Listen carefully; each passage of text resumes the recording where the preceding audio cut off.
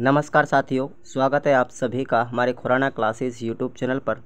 और आज के इस जीके फैक्ट के अंदर हम बात करेंगे साथियों, राजस्थान के एकीकरण के समय कितनी रियासत थी, ठिकाने कितने थे और इनके शासक कौन कौन थे। ठीक है साथियों, तो इसके बारे में आपको एक प्रश्न पूछा जा सकता है एग्ज़ाम के अंतर्गत, तो आप इनको अपनी कॉपी में नोट कर लीजिएगा। इसकी पीडीएफ आपके लिए खुराना क्लासेस ऐप आपको प्ले स्टोर पर मिलेगा।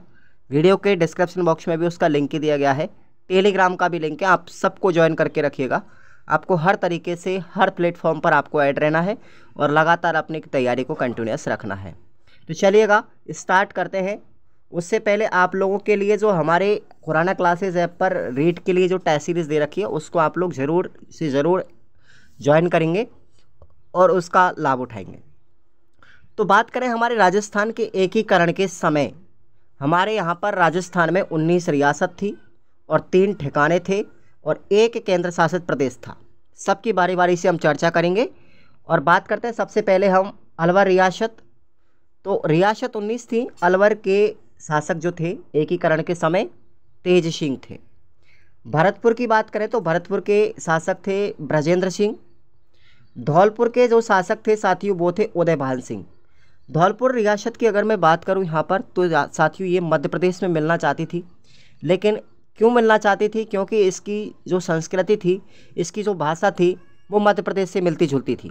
इस वजह से धौलपुर और एक रियासत और थी भरतपुर, ये 2 रियासत थी, भरतपुर और धौलपुर। ये दोनों देखिए, भरतपुर मिलना चाहती थी हमारी यूपी के अंदर और धौलपुर मिलना चाहती थी हमारी एमपी के अंदर। लेकिन प्रयास किसके थे इनको राजस्थान में लाने के? प्रयास थे इनके सरदार वल्लभ भाई पटेल। सरदार वल्लभ भाई पटेल का सबसे बड़ा योगदान था। राजस्थान के एकीकरण के अध्यक्ष रहे। और सचिव की पूछा जाए कि सचिव कौन थे राजस्थान के एकीकरण के समय, तो बीपी मेनन थे। कौन थे? बीपी मेनन। ये दोनों आपको याद रखने हैं। बात करते हैं करौली रियासत के शासक थे गणेशपाल वासुदेव। ठीक है। डूंगरपुर रियासत के शासक थे लक्ष्मण सिंह। प्रतापगढ़ रियासत के शासक थे राम सिंह। शाहपुरा रियासत के शासक थे सुदर्शन देव। कौन थे? सुदर्शन देव। बांसवाड़ा रियासत के शासक थे चंद्रवीर सिंह जी। अब आपको चंद्रवीर सिंह जी के बारे में एक कथन आपको याद रखना है। एकीकरण के समय जब चंद्रवीर सिंह जी को एकीकरण का प्रपत्र दिया गया तो उस पर साइन करवाए गए थे, हस्ताक्षर करवाए गए थे। तो हस्ताक्षर करते वक्त इन्होंने एक शब्द बोला था, मैं अपने डेथ वारंट पर हस्ताक्षर कर रहा हूँ। ये शब्द, ये वाक्य किसका है साथियों? ये चंद्रवीर सिंह का है कि मैं अपने डेथ वारंट पर हस्ताक्षर कर रहा हूं। उक्त कथन किसका है? चंद्रवीर सिंह का है। ध्यान रखेंगे आप लोग, ये कई बार एग्जाम में पूछा गया है। नेक्स्ट है किशनगढ़। तो किशनगढ़ के शासक थे सुमेर सिंह। और टोंक के शासक कौन थे? सादत अली खान। कौन थे? सादत अली खान। और राजस्थान की एकमात्र ऐसी रियासत थी, मुस्लिम रियासत थी टोंक। पूरे राजस्थान की अगर बात करें तो मुस्लिम रियासत कौन सी थी? एकमात्र टोंक थी। आगे देखिएगा, बूंदी के शासक कौन थे? बहादुर सिंह थे। बूंदी के शासक बहादुर सिंह थे। कोटा के शासक कौन थे? भीम सिंह थे। ध्यान रखना। झालावाड़ के शासक कौन थे? हरीश चंद्र थे।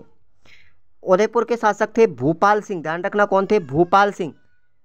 जयपुर के शासक थे मान सिंह द्वितीय। कौन थे? मान सिंह द्वितीय। जोधपुर के शासक कौन थे? हनुवंत सिंह।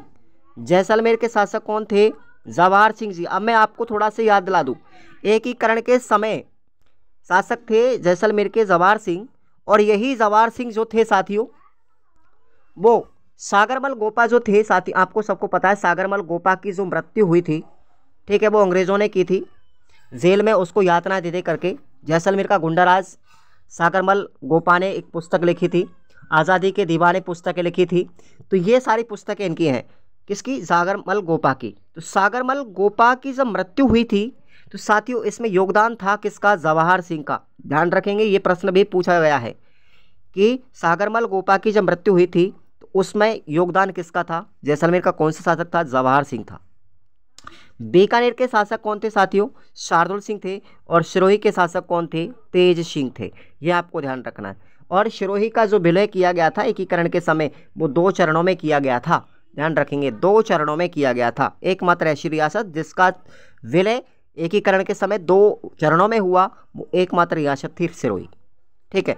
अब आपको मैं आगे लेकर चलता हूँ। बात करते हैं राजस्थान में एकीकरण के समय ठिकाने थे 3। कितने थे? 3 ठिकाने थे। पहला ठिकाना था लावा, जो जयपुर रियासत में आता था। इसके शासक थे बंस प्रदीप सिंह। ये प्रश्न कई बार पूछा गया है। कुशलगढ़ के शासक थे साथियों, कुशलगढ़ बांसवाड़ा रियासत में आता था और इसके शासक थे राव हरेंद्र सिंह। नीमराणा के शासक थे साथियों, नीमराणा अलवर में आता है और इसके शासक थे राव राजेंद्र सिंह। तो आप लोगों के लिए आज की क्लास बहुत ही इंपॉर्टेंट है, आप सबको लाइक करनी है मैक्सिमम से मैक्सिमम और रेगुलर आपको इसको देखना है। और एक केंद्र शासित प्रदेश था हमारे राजस्थान के अंदर, अजमेर मेरवाड़ा। एक केंद्र शासित प्रदेश था, ध्यान रखेंगे। 3 ठिकाने थे और 19 रियासतें थी। अब आपको समझ में आ गया होगा शॉर्ट में। अब एकीकरण के समय की अगर हम बात करते हैं लावा ठिकाने को लेकर के, तो लावा जो ठिकाना था ये पहले जयपुर में आता था रियासतों के एकीकरण के समय, लेकिन वर्तमान में अब लावा जो है साथियों टोंक जिले में आ गया है। किस में पहुंच गया? टोंक जिले में पहुंच गया है, क्योंकि नए जिले को जब वर्गीकरण नया जिले बने बाद में, तो ये नए जिले बनने के बाद, ठीक है, तो टोंक जिले का जब गठन किया गया था साथियों, तो टोंक जिले के गठन के बाद में ये लावा जो ठिकाना है ये अब टोंक जिले में है वर्तमान में। अगर पूछा जाए क्षेत्रफल की दृष्टि से सबसे बड़ा ठिकाना कौन सा था, तो कुशलगढ़ था। क्षेत्रफल की दृष्टि से सबसे बड़ा ठिकाना कुशलगढ़ था। और क्षेत्रफल की दृष्टि से सबसे छोटा ठिकाना पूछा जाए, सबसे छोटा ठिकाना कौन सा था? लावा था, जो पहले जयपुर रियासत में आता था, वर्तमान में अब ये टोंक ज़िले में आता है। ये आप लोगों को इतनी सी कहानी याद रखनी है एकीकरण की। तो आप लोगों को उम्मीद करता हूँ कुछ समझ में आया होगा। इसको आप लोग शॉर्ट नोट्स के रूप में या शॉर्ट फैक्ट के रूप में आप लोग याद रखेंगे इनको। बाकी का जब मैं आपको एकीकरण वाला चैप्टर पढ़ाऊँगा तो इतना विस्तार से पढ़ाऊँगा कि आप कभी सोच भी नहीं सकते, प्रश्न आपका बाहर नहीं जाएगा। अब एक प्रश्न मैं आपको दे रहा हूँ साथियों, एक प्रश्न आपको मैं दे रहा हूँ, देखिएगा। 5 जनवरी 1949 को, ठीक है, 5 जनवरी 1949 को सिरोही जो सरकार थी, ठीक है, सिरोही का प्रशासन किसको सौंपा गया था? बताएंगे आप लोग। 5 जनवरी 1949 को सिरोही का प्रशासन केंद्र सरकार ने किसको सौंपा था? आपके लिए ऑप्शन है दिल्ली, ठीक है, दिल्ली, अजमेर, ऑप्शन सुनिएगा, बम्बई, ठीक है, और इसके बाद है कोलकाता। बताएंगे आप लोग किस सरकार को सौंपा गया था? 5 जनवरी 1949 को सिरोही प्रशासन का जो कार्यभार था वो केंद्र सरकार ने किसके लिए सौंपा था? तो कौन सा ऑप्शन होगा? ध्यान रखेंगे, ध्यान रखेंगे। आप लोग कमेंट करके बताएंगे मुझे। और जब मैं आपको टेस्ट सीरीज़ लेकर के आ रहा हूँ, जब जीके की नई आएगी, तो आप लोग 50 जिलों के अनुसार भी इसको बहुत बारीकी से पढ़ पाएंगे। और ये क्वेश्चन हाल ही में पूछा गया है एक एग्जाम के अंतर्गत, संगणक की भर्ती में पूछा गया है। तो एकीकरण से प्रश्न कितना भी डीपली बनाया जा सकता है, तो आपको चिंता नहीं करनी है किसी भी तरीके की। मैं सारे जितने भी नए क्वेश्चंस बनेंगे उन सबको मैं ऐड करूंगा राजस्थान जीके में, 50 जिलों के अकॉर्डिंग भी। तो आप चिंता किसी भी प्रकार की नहीं करेंगे। और जब भी हमारी टेस्ट सीरीज जीके की आए साथियों, राजस्थान जीके, ठीक है, यानी हिस्ट्री, ज्योग्राफी, कल्चर, तो आप सबको एक बार ज्वाइन करना है बेहतरीन तरीके से, अपनी प्रैक्टिस करनी है। Thank you so much. Like and subscribe and share.